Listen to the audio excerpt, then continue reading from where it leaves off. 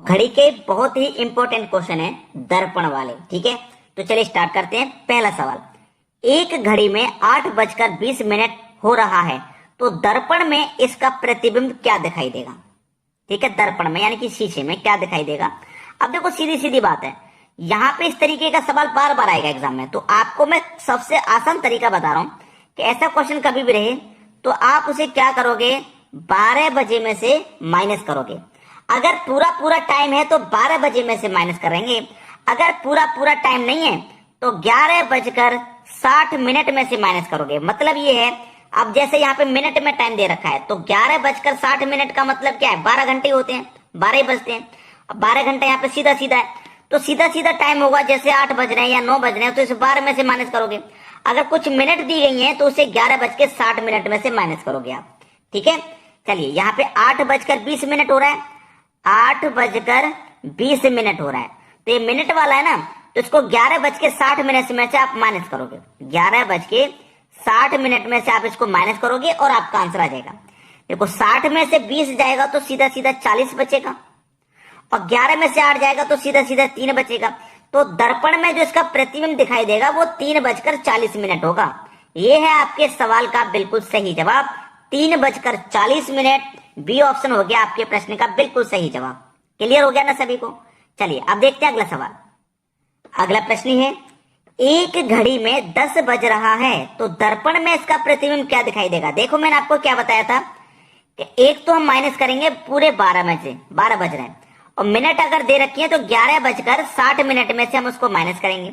लेकिन हमारे पास यहाँ जो टाइम दे रखा है वो दे रखा है 10 बजे का, पूरा पूरा टाइम 10 बजे का, कोई भी मिनट नहीं है। कोई भी मिनट नहीं है ना, तो सीधा सीधा 12 बजे में से इसको माइनस कर दो, सीधा सीधा 12 बजे में से माइनस कर दो। ठीक है, 12 बजे में से माइनस कर दो तो 12 में से 10 जाएगा तो 2 बजेगा, सीधा सीधा। ये आपका आंसर हो गया। बताइए कोई भी बच्चा ऐसा हो जो इन सवालों को नहीं कर पाएगा। अब मुझे मालूम है आपके दिमाग में एक कंफ्यूजन है, वो कंफ्यूजन क्या है वो भी क्लियर हो जाएगा। वो कंफ्यूजन क्या है वो भी नेक्स्ट क्वेश्चन में क्लियर हो जाएगा। मुझे मालूम है आपके दिमाग में क्या कंफ्यूजन चल रहा है। चलिए अब देखते हैं आगे। अगला प्रश्न है, एक घड़ी में 2:20 हो रहा है तो इसका जल प्रतिबिंब क्या होगा। मैंने बोला था ना कि आपके दिमाग में जो कंफ्यूजन है वो नेक्स्ट क्वेश्चन में क्लियर हो जाएगा, क्योंकि आपने पहले क्या देखा, आपने देखा दर्पण, आप सीख चुके हैं दर्पण। अगर दर्पण वाला है तो उसे आप क्या करोगे, या तो 12 बजे में से माइनस करोगे या फिर 11:60 में से माइनस करोगे, अगर दर्पण वाला प्रश्न है तो। लेकिन अब प्रश्न क्या आ गया, अब आ गया जल प्रतिबिंब वाला। अब जल प्रतिबिंब वाला क्वेश्चन आ गया है, तो जल प्रतिबिंब के लिए मैं आपको अच्छे से क्लियर करा दूंगा, यहाँ पे पूरा वीडियो देख लीजिए आप। चलिए प्रश्न में क्या बोला है, 2:20 हो रहा है। कितना हो रहा है, 2:20 हो रहा है। क्या करेंगे भाई, 2:20 हो रहा है, क्या करें, कुछ समझ में नहीं आ रहा है तो हम समझाएंगे आपको। जल प्रतिबिंब में क्या करना है, या तो आप 6:30 में से माइनस करेंगे या फिर 18:30 में से आप इसको माइनस करोगे। ठीक है, अगर इससे ऊपर टाइम जाता है तो उसे आप 23:60 में से माइनस करोगे या फिर 24 घंटे में से माइनस करोगे, सीधा सीधा।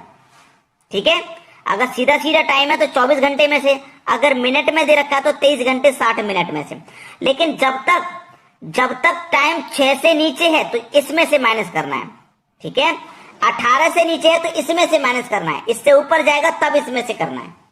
चलो 2:20 हो रहा है ना, तो 6:30 में से ये माइनस हो जाएगा, 6:30 में से माइनस हो जाएगा, तो 30 में से 20 जाएगा, 10 बचेगा, और 6 में से 2 जाएगा, 4 बचेगा। आंसर आ गया 4:10 का, जो कि पहले ही ऑप्शन है।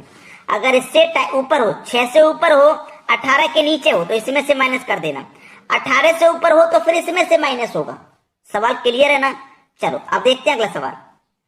अगला प्रश्न है, एक घड़ी में 12:20 हो रहा है तो इसका जल प्रतिबिंब क्या होगा। अब देखो 6 से ऊपर है, पहले मैंने आपको क्या बताया कि आप 6:30 में से माइनस करेंगे, अगर इससे ऊपर है टाइम तो 18:30 में से माइनस करेंगे, यही तो बताया मैंने।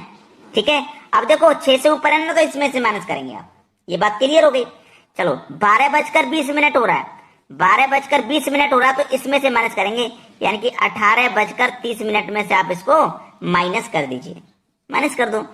30 में से 20 जाएगा तो 10 बचेगा, और 18 में से 12 जाएगा तो 6 बचेगा। तो जो समय रहेगा ना जल प्रतिबिंब में, जो समय दिखाएगा वो 6:10 का दिखाएगा, जो कि हमारे पहले ऑप्शन में है। क्लियर है ना। और इससे ऊपर अगर टाइम रहे तो मिनट में रहे तो 23:60 में से माइनस करेंगे, और सीधा सीधा घंटे में रहे तो 24 घंटे में से सीधा सीधा माइनस करेंगे। बात क्लियर है ना। चलिए अब देखते हैं आगे। अगला प्रश्न है, एक घड़ी 1 बजे 1 बार, 2 बजे 2 बार, 3 बजे 3 बार बजती है, तो 24 घंटे में कितनी बार बजेगी?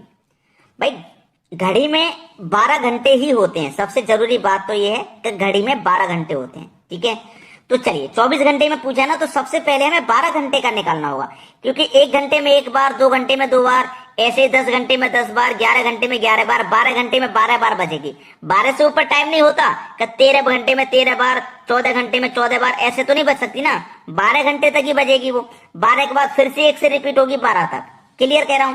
तो चलिए 1 घंटे में 1 बार, 2 घंटे में 2 बार, 3 घंटे में 3 बार, 4 घंटे में 4 बार, ऐसे ही 12 घंटे में 12 बार बजेगी। चलिए इसमें अंतर देखो, 1 और 2 में 1 का अंतर, 2 और 3 में 1 का, 3 और 4 में 1 का अंतर। जब समान चलता है तो तरीका है first plus last, first plus last divide by 2, और जितनी संख्या उतने से गुना। तो 1 से लेके 12 तक 12 संख्या है ना, तो 12 से गुना।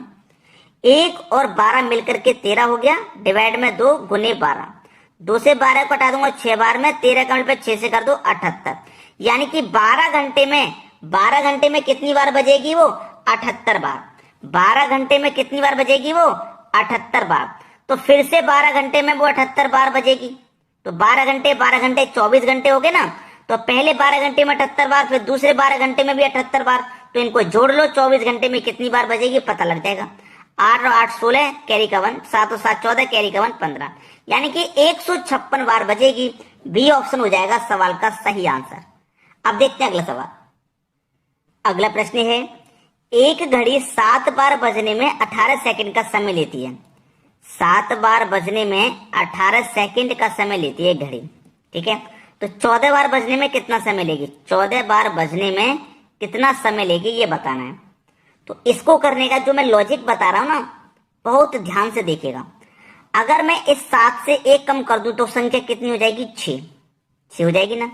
और इस 7 की पावर अगर मैं 3 कर देता हूं, 7 से 1 कम किया, 7 की पावर 3 किया, तो जो 1 कम किया है इसका और इसका अगर आप मल्टीप्लाई कर दो तो 6 त्रिक का 18 सेकंड हो गया। इस तरीके से ये समय निकलता है। बिल्कुल उसी तरीके से यहाँ पे भी 1 कम कर दो, तो 14 से 1 कम कर दूंगा 13 हो जाएगा, और इसकी पावर 3 कर दूंगा, और बिल्कुल सेम ऐसे ही मल्टीप्लाई में कर दूंगा, तो 13 त्रिक का समय हो जाएगा 39 सेकंड का। सवाल खत्म हो गया भाई। समझना है केवल, कुछ नहीं है। 39 सेकंड पहला ऑप्शन हो जाएगा सही जवाब। तो इस प्रश्न को आप कभी छोड़ना मत। बहुत बच्चे एग्जाम में छोड़ देते हैं इसे, अब आप मत छोड़ देना। अब देखते हैं अगला सवाल। अगला प्रश्न है, 4 एवं 5 बजे के बीच घड़ी की दोनों सुइयां कब आपस में मिलेंगी? 4 और 5 बजे के बीच। इस प्रश्न को सीखने के लिए मैं आपको बता रहा हूं कि जो पहले वाला टाइम है वो लेना है। आपने वो ले लिया, मल्टीप्लाई हमेशा 5 से ही करना है। ये मैंने इसका 5 से मल्टीप्लाई नहीं करवा रहा, इसलिए नहीं करवा रहा कि 4 और 5 से पूछा इसलिए नहीं। पहली वाली संख्या लेना है, हमेशा इस क्वेश्चन में 5 से ही मल्टीप्लाई करना है हमेशा। ठीक है, ये बात क्लियर होनी चाहिए। तो चलिए यहाँ पे क्या करेंगे, 5 से आप मल्टीप्लाई करेंगे तो 4 पंजे 20 हो जाएगा। 20 हो गया ना। डिवाइड हमेशा 11 से करना है, मतलब 5 से मल्टीप्लाई पहली संख्या में और डिवाइड हमेशा 11 से ही कर देना है आपको। ये बात हमेशा याद रखना। चलो अब मैं 11 से 20 में जब डिवाइड दूंगा ना, तो 11 एकम 11 कटेगा और 9 बचेगा, 9 ऊपर बटे में 11। ठीक है, अब सबसे जरूरी बात क्या है? सबसे जरूरी बात, दोनों सुइयां कब आपस में मिलेंगी? तो जो पहले वाला टाइम है ना, इसी टाइम से मिलेंगी, पहले वाले टाइम से आपस में। ठीक है, पहले वाला टाइम 4 रखना है, 20 में जोड़ देना 1 को तो 21 हो जाएगा, ऊपर 9 है बटे में 11। ये आपके सवाल का आंसर है। नहीं समझ में आया ना, एक बार मैं इसे फिर से समझाऊंगा। जो पहले वाला टाइम है उसका मल्टीप्लाई हमेशा 5 से कर देना है, मल्टीप्लाई 5 से कर देना है, और 11 से हमेशा डिवाइड। जो मल्टीप्लाई आया है उसमें हमेशा 11 से डिवाइड। जब 11 से डिवाइड कर दोगे एक बार में जाएगा, 9 बचेगा ऊपर, 11 से नीचे। ठीक है, पहले वाले टाइम से मिलेगी सुई हमेशा। पहले वाला टाइम लिख लो 4, 20 में जोड़ देना इस एक को तो 21 हो जाएगा, 21 पूर्णांक 9/11। समझ में आया ना। एक और क्वेश्चन है सेम ऐसा, जिससे कि सारा डाउट क्लियर हो जाएगा, आप अपने आप कर दोगे। चलिए अब देखते हैं अगला प्रश्न। अगला प्रश्न है 3 एवं 4 बजे के बीच घड़ी की दोनों सुइयां कब आपस में मिलेंगी। मैंने क्या बोला, पहले वाला टाइम लेना और मल्टीप्लाई हमेशा 5 से कर देना। ठीक है, तो 3 पंजे 15 और डिवाइड हमेशा 11 से करना। तो 11 से डिवाइड करूंगा, 11 एकम 11, 4 बचेगा, 4 ऊपर बटे में 11। सही है ना। पहले वाले टाइम से मिलेंगी ना घड़ी की सुइयां, तो पहले वाला टाइम लिख दो, 15 में 1 जोड़ दो 16, और ऊपर वाला टाइम ऊपर, नीचे वाला नीचे। ऐसे ही तो क्या था हमने पिछले क्वेश्चन। अब जिसको थोड़ा सा भी डाउट होगा ना, तो वो अब समझ में आ गया होगा। 3:16 देखो किस में, 3:16 इसमें भी, 3:16 इसमें भी, 4/11, 4/11, मतलब बी ऑप्शन हो गया सही जवाब। समझ में आ गया ना सभी को। चलिए अब देखेंगे अगला प्रश्न। अगला प्रश्न है 1 एवं 2 बजे के बीच घड़ी की दोनों सुइयां कब आपस में मिलेंगी। ये क्वेश्चन सिखाना बहुत जरूरी था आपके लिए। अभी जो सीखते हुए आ रहे हैं वही तो है। पहले वाला टाइम लेना, 1 मल्टीप्लाई हमेशा 5 से कर देना, तो 1 का 5 से करेंगे 5, और डिवाइड हमेशा 11 से कर देना। यही तो मैंने आपको बताया है। अब 11 से फिर इसमें मैं डिवाइड दूंगा तो डिवाइड जाएगा ही नहीं। पिछले 2 क्वेश्चन हमने ऐसे देखे जिसमें डिवाइड जा रहा था एक बार, लेकिन यहाँ तो डिवाइड ही नहीं जा रहा। जा रहा है क्या डिवाइड? डिवाइड नहीं जा रहा। जब डिवाइड नहीं जा रहा तो मैंने क्या बताया, पहले वाले टाइम से घड़ी की सुई मिलेगी आपस में, पहले वाले टाइम से। पहले वाला टाइम 1 है, तो हम क्या करते थे, एक बार जो समय चला जाता था ना यहाँ पे, उसका और ये वाली संख्या को हम जोड़ दिया करते थे, है ना। तो यहाँ पे कोई संख्या है क्या? नहीं है। जब कोई संख्या नहीं है तो मैं इस 5 को ही यहाँ लिख दूंगा। मैं क्या करूंगा, इस 5 को यहाँ लिख दूंगा, और ये 5/11 यहाँ पे हो जाएगा। ठीक है, तो 5 पूर्णांक 5/11। यहाँ इससे इस संख्या में जब मैं डिवाइड देता हूं, एक बार चला जाएगा तो एक बार लिखूंगा, 2 बार चला जाएगा तो 2 बार। लेकिन यहाँ डिवाइड देने के लिए कुछ नहीं है। जब कुछ नहीं है तो इस संख्या को ही मैं यहाँ लिख लूंगा, है ना। अगर कोई संख्या जब होती है तो उसको मैं जोड़ लेता हूँ ना, 5 में ये वाली संख्या जोड़ लूंगा, फिर इस संख्या को लिखूंगा। लेकिन जब डिवाइड देने के लिए कुछ है ही नहीं, डिवाइड जाएगा ही नहीं, तो इसी 5 को यहाँ लिख देना है और 5/11 लिख देना। बस ये आपका आंसर हो गया। किस ऑप्शन में? चेक कर लो, डी ऑप्शन में।